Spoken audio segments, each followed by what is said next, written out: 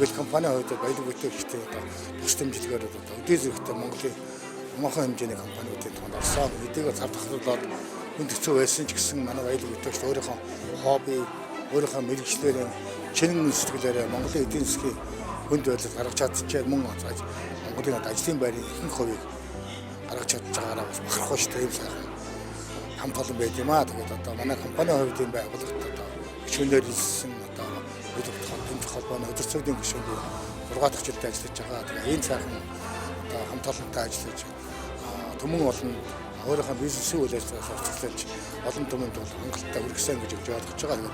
Тэгэл компанийн хувьд баялаг бүтээгчтэй одоо тус дэмжлэгээр өдөө зэрэгтэй Монголын томоохон хэмжээний компаниудын тунд орсон гэж үзэгч хэрэглэгчд бас хэлэхэд бол би туйлыг таатай баяртай байд юм аа. Хөдөлмөрлөж байгаа хүн бүхэн баялаг бүтээгч юм. Баялаг бүтээж реформдоо сайхан амьдарцгаая.